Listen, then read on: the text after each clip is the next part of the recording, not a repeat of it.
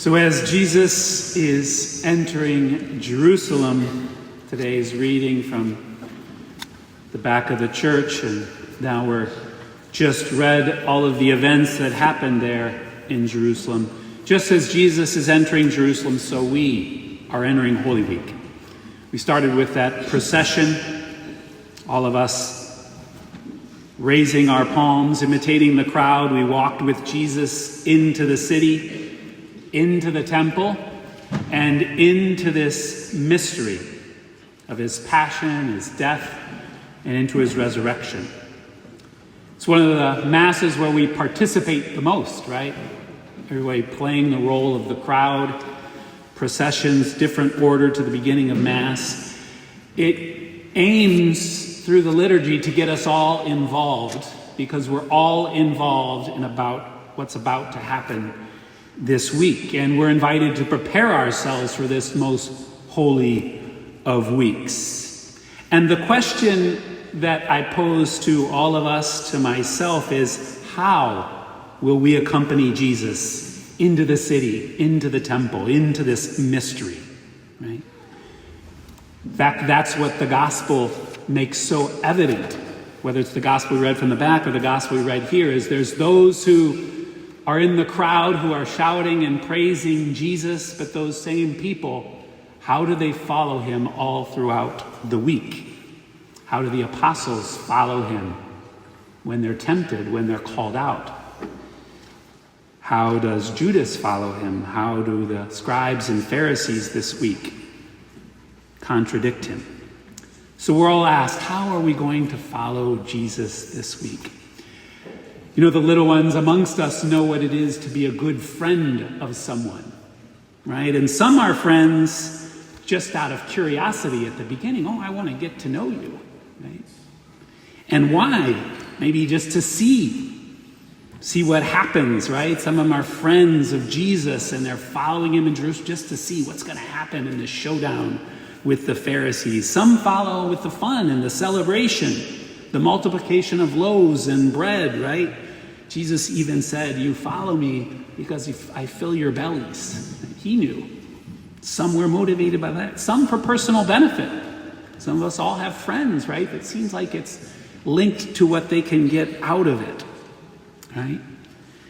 They followed Jesus. Maybe they hoped liberation from the Romans or from their enemies. Maybe think of Judas, right? Who wanted that maybe more than he wanted what Jesus wanted.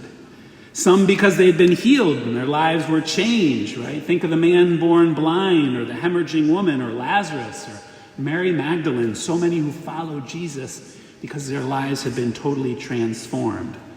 Some because they've been convinced of his message. Think of the disciples, Apostle Peter. Some with that true, deep experience of him, like Mary Magdalene, John, right? But the question poses, how many will follow him up to his cross and to his empty tomb? How many will endure ridicule? Be looked upon as a fool for following this dead, so claimed Messiah? How many will believe all the way up to the resurrection?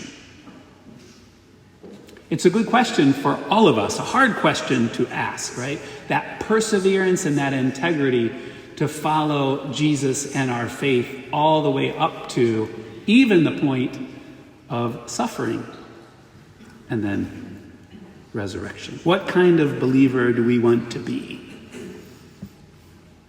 I was once told about a homily where the homilist opened it up by saying, hey, who wants to go to heaven? Raise your hand, right? Everybody raised their hand.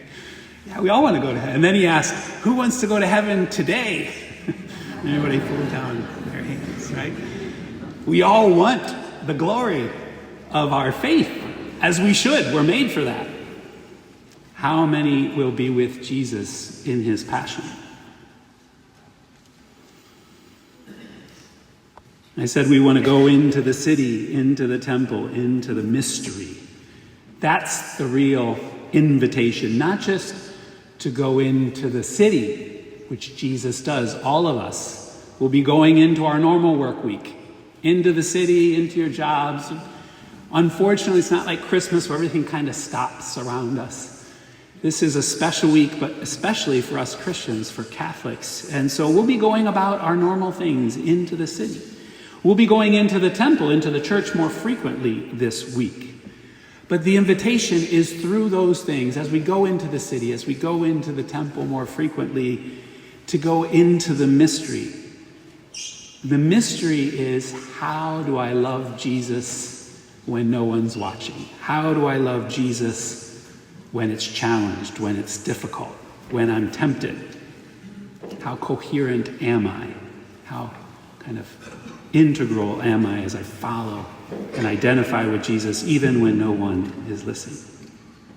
Another homily I heard about this week, I was picking up from people ideas, and one person said, because I asked somebody, what's the most impactful opening line of a homily you ever heard? And he said, well, I remember one homily where the man the priest started the homily by saying, if you really believe in Jesus, you don't fear death. And then he repeated it. If you really believe in Jesus, if you're really a true believer in Jesus, you don't fear death. That's the invitation this week, to accompany Jesus even when our fears rise. That's what the apostles were. Even when those fears rise, there's a stronger faith beyond those fears. I believe in you. I trust you. I've seen it.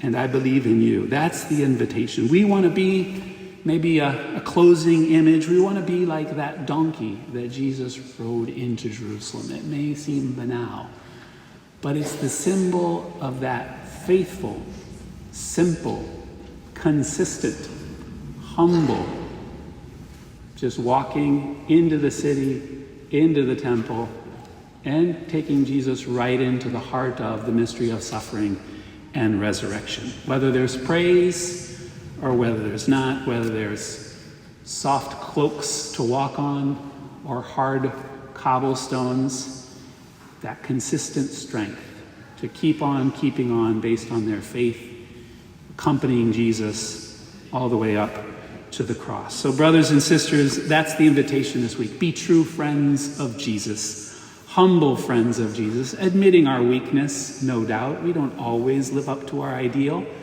but reaffirming it again and again. So as you're in the city, take quiet times, listen to less music, less social media, quiet, be with the Lord, accompany him as a good friend would anyone who sees a friend going through suffering. Be with him. And then be with him in the temple. Come to church. Look at the sign with all of the different liturgies from the week. Come into the temple more frequently to accompany Jesus. And then through those things, come into the mystery more deeply of being a true friend of Jesus Christ this week.